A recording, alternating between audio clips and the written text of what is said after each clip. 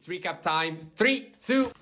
Hey, quick interruption, Future Chip here. If you're coming from the previous video and you already know the drill, you can skip directly to the recap. Otherwise, if this is your first time, I'll let you with the intro and enjoy the episode. 1.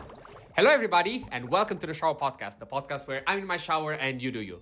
I'm your host Chip and this is not my usual intro. This is a bit of a special episode. Unfortunately, I will be away for a few days and I found out this interesting way of filling the gaps with recaps from previous episodes. If this is your first time here, use it as an opportunity to find topics that you might be interested in and go back to listen to the original ones. If you are a usual listener of the Shower Podcast, well, again, this might be a rehearsal of topics that you might be interested in. Otherwise, I understand if you want to wait for me to be back. But in the meanwhile, the podcast needs to continue and we need to reach day 365. Having said that, I will not keep you longer. Thank you very much for listening. As always, a like and a subscribe. They are always welcome. And now, recap time. Welcome to the deep dive. Today we're doing something a bit special. We're actually unpacking a fantastic mini-series created by our colleague Chip over on his Shower Podcast. That's right. He did this really ambitious exploration of self-improvement through history.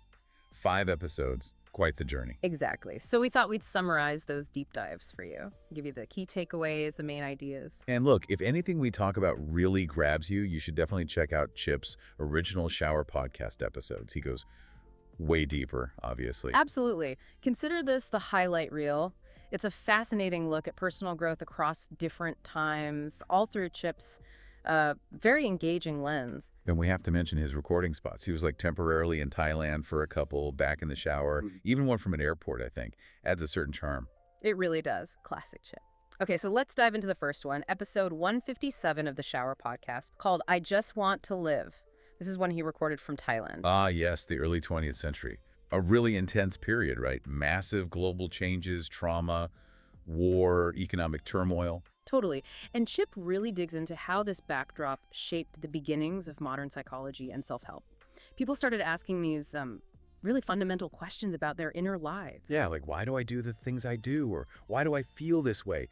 It was fertile ground, as Chip puts it, for exploring the mind. And you can't talk about that without mentioning Sigmund Freud, the father of psychoanalysis. Right. And Chip points out it wasn't just Freud's theories, which are complex, sure, but the radical idea that our subconscious, the hidden stuff, repressed memories, trauma, conflict, that it drives us. His talking cure, it was revolutionary. It basically said, hey, your inner world matters and talking about it can heal. That was huge back then. Huge. And it brought the unconscious into the mainstream conversation.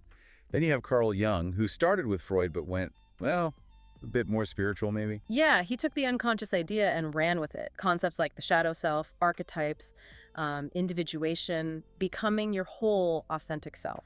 Integrating all those pieces, even the uncomfortable ones. Jung's quote that Chip uses is perfect. Until you make the unconscious conscious, it will direct your life, and you will call it fate. Really powerful. It really is. So you have Freud and Jung looking inward, but outside. Chaos. World War I, the Depression, World War II. How does self-improvement even work then? Well, Chip argues it shifts, right? It becomes less about abstract exploration and more about finding meaning in the middle of suffering. Survival, basically. And that leads straight to Viktor Frankl, a psychiatrist, a Holocaust survivor. His perspective is just, wow. Incredible. He saw that survivors often found a reason, a purpose, even in the camps. His book, Man's Search for Meaning and Logotherapy, it's all about purpose being the key driver. That quote, everything can be taken from a man but one thing, the last of the human freedoms. To choose one's attitude in any given set of circumstances. It's just, yeah, it's resilience personified, reclaiming agency when you have nothing else. Chip calls it a masterclass in resilience. And then, kind of parallel to this, you have Mahatma Gandhi. A different approach, but deeply personal self-improvement too. Absolutely. His nonviolence philosophy, Satyagraha, was grounded in Swaraj, self-rule, self-control, humility, truthfulness. These were the building blocks. That Gandhi quote Chip included, you may never know what results come out of your actions, but if you do nothing, there will be no result. It emphasizes that internal work, that action. So the big theme Chip pulls out for this era. Self-improvement wasn't a nice to have. It was about survival, dignity, resistance.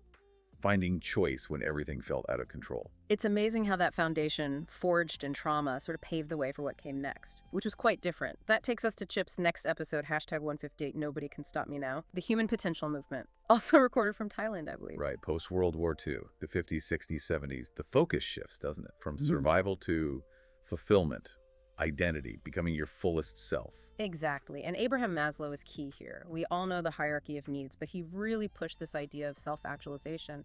Yeah, he studied people like Einstein, Eleanor Roosevelt, people driven by purpose, not just, external validation, growth for its own sake. And Maslow's ideas kind of bled out of academia into the culture. Think Esalen Institute in California. Chip calls it a spiritual and psychological hub. Oh yeah, Esalen, yoga, meditation, bodywork, psychedelics, exploring consciousness.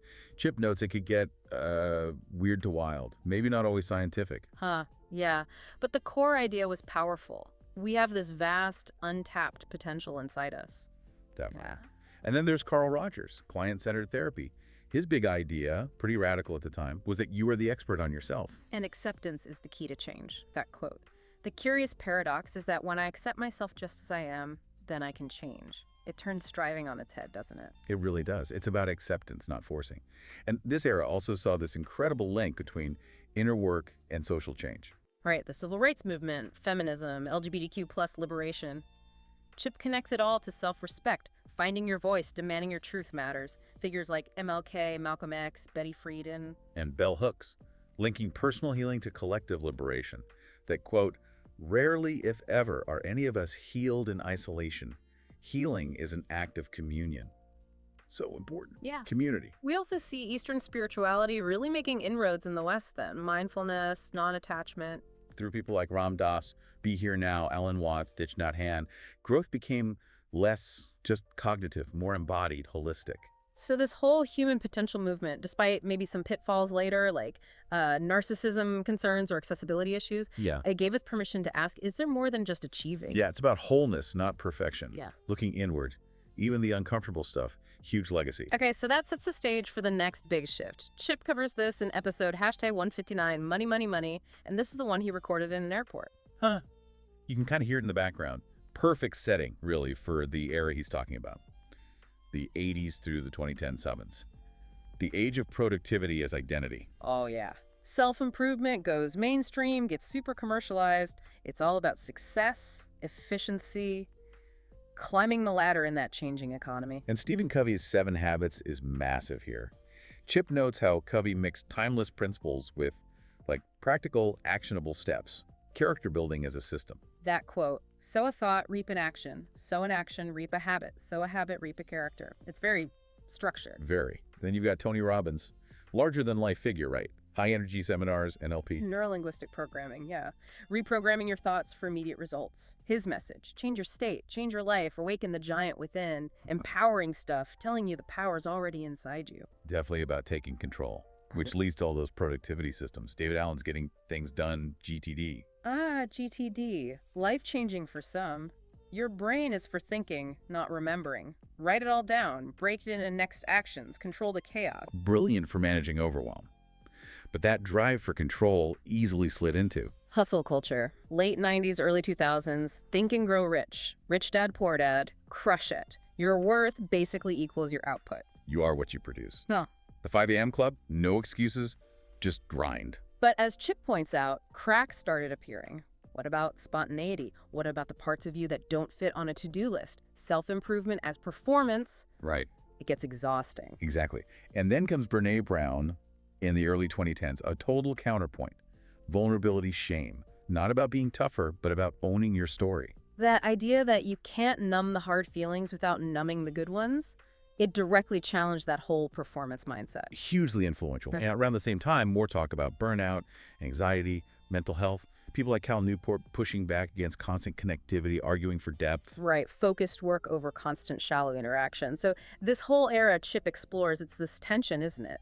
External success versus inner authenticity, inner peace. Yeah, Chip nails it. Doing more wasn't the same as being more.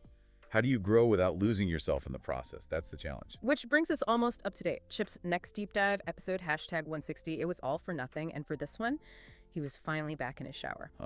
Full circle. And this episode tackles the 2020s, the pandemic effect. A massive shift. Massive. Chip talks about that collective pause.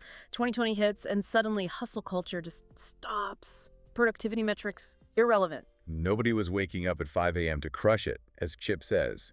Instead, the focus became basic survival tools. Meditation, therapy, journaling, breathing, even just letting yourself cry.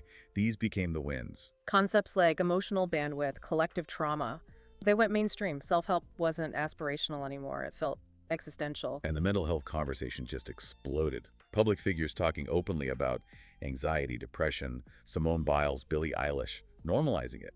Mental health apps became lifelines. It really forced this recognition that growth isn't always about climbing higher. Sometimes it's just about getting through, adapting, finding what grounds you. And we saw this return to slowness, right? Walking, cooking, being offline, minimalism, nature, actual rest. Books like Burnout, Rest is Resistance, Wintering. They gave permission to pause. Boundaries became huge too. Quiet quitting, flexible work, it's like a collective drawing inward, protecting energy. Chip says it's about becoming safe and grounded, not invincible. And Chip connects this directly back to his own show's purpose, right?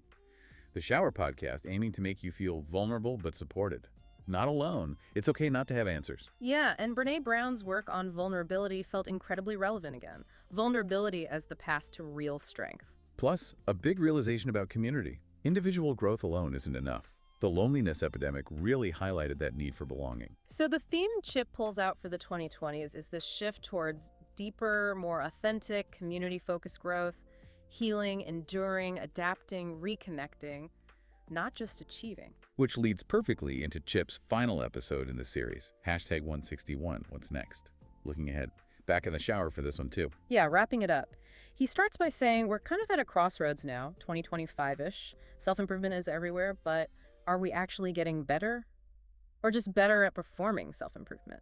That's a great question. There's this fatigue, isn't there? Even optimizing self-care can feel like another chore.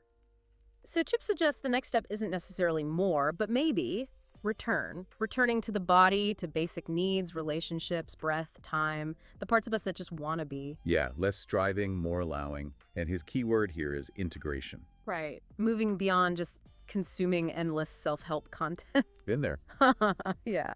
And instead, letting what we've learned actually settle in quietly, as he says, a different kind of discipline. He argues that ultimately all this searching across history for wisdom, discipline, healing, even the hustle, it's all pointing towards a deeper need for peace. Peace with our past, our choices, how we show up, just accepting we're still learning. And acknowledging that growth isn't a straight line, it spirals. We revisit things, but hopefully with more wisdom each time. It's not an endpoint, just a checkpoint. Chip reflects on his own show here too, saying this miniseries was a pause, a zoom out, but the core mission of the Shower Podcast remains those daily check-ins, processing together, exploring without guilt. Reflecting without needing to fix everything, questioning without spiraling. Love that. And his final thought from the whole series is just perfect. You don't need to become someone else. You just need to make space for who you've already started becoming. That really lands. It suggests the future of self-improvement might be less about performance, more about internal alignment, presence, really living what we've learned. Embodiment. Wow, what a trip Chip took us on with that series. Seriously, so much packed in there. From Freud and Jung dealing with trauma to the human potential folks asking, what if there's more? Then the productivity push, the 2020s reset, and now integration. The biggest takeaway for me, listening to Chip's journey, is just how dynamic self-improvement is. It's always changing, adapting, and often found where you least expect it. Couldn't agree more. Well, thank you so much for joining us for this deep dive into Chip's deep dives. Yeah, it leaves you thinking, doesn't it? Like, what does integration actually look like in your life right now? How do you make that space Chip talks about? Good question to ponder. Thanks again for listening, everyone. See you tomorrow.